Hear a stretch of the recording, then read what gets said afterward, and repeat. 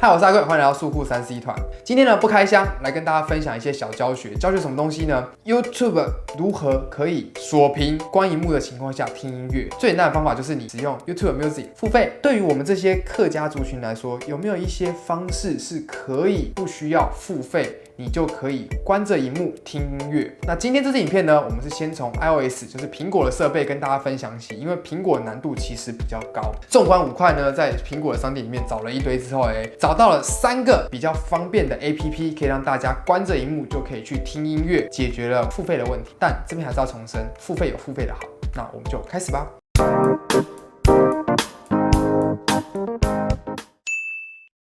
第一个要跟大家分享起的 App， 它叫做 YouListen。它可能一开始你开启它，它会要你授权通知什么的，反正就授权给它嘛。那你不授权其实也可以用啊。那接下来它会要你去注册，其实你不注册它也可以做使用。它的界面呢是英文版的界面。它可以改语言吗？帮我找一下。它可以改语言吗？可以，它能够改英文跟越南文。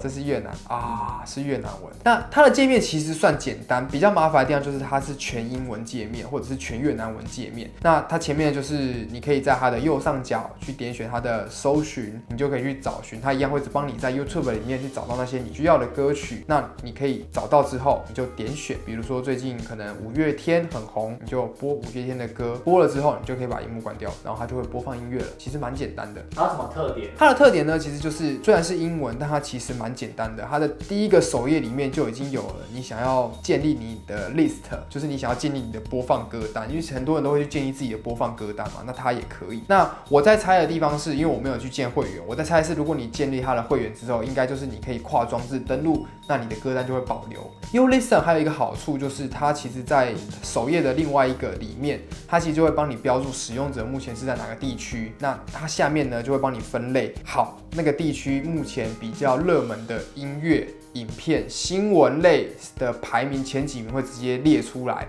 那这个对于想要跟时事或者是跟新鲜事情的人来说，这一点算是蛮方便。第二个呢叫做 Turn Pro， 它是一个蓝色的图示，这个是我个人最推荐的，因为它是全中文界面。你只要点进去之后嘞，它就第一个选项里面，它就已经先推荐你很多首比较热门的音乐给你，那你就可以直接把它选定加爱心，或者是直接加到你的播放清单里面，非常简单。那右上角也是直接搜寻，你可以搜寻你想要的音乐，然后再把它加进你的播放清单。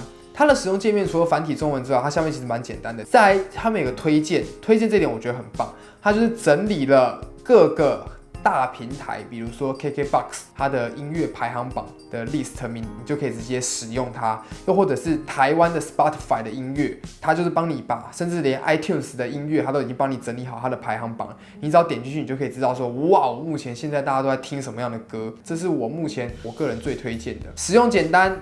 然后分类清楚，甚至它在推荐里面，它除了有排行榜之外，它还有歌单榜，还有其他分类，它都帮你做好了。特别是在歌单榜里面，就是蛮多都是知名的，它会帮你抓出那些听众、订阅用户比较多的那些音乐频道，帮你整理好。第三个呢，它叫做 Music， 对，就是 MUSI Music， 没有 C。好，它虽然操作界面很简单，就是东西其实就是很简化，对于那种喜欢极简风的人来说，它很棒。但它的坏处就是它又是全英文。再来就是对于不习惯极简的人，因为蛮多人都需要按照一步骤一步骤的操作来去使用的人来说，它的极简风可能会很不适应。接下来就是它没有像前面讲的 YouListen 或者是 Turn Pro 一样，它有针对在地化，比如说提供一些台湾榜单，或者直接帮你归类你是台湾地区的使用者。而这个东西它就是直接给你的就是都是国外的资料比较多。那当然你可以在它的搜寻里面，你一样可以找到台湾的音乐，只是它不是一开始就预设好，它预设的画面里面全部都是国外的歌曲。不过它还是有一个蛮厉害的东西，对于年轻人或者是对于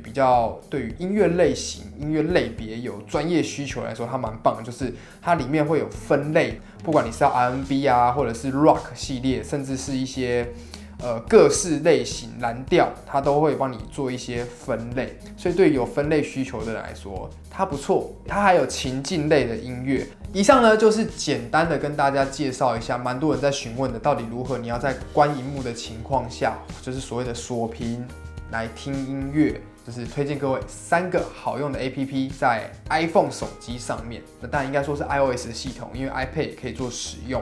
推荐给大家。那之后呢，我们会做一系列的蛮多人询问的内容，那包含下一支影片应该就是安卓手机如何锁屏关荧幕离线听音乐。以上就是我们的这次的小教学影片，希望朋友记得帮我按赞、订阅、分享。我们还有科技网站粉专，还有我们虾皮卖场，最近会一直在更新内容。那我们就下次影片再见喽，拜拜。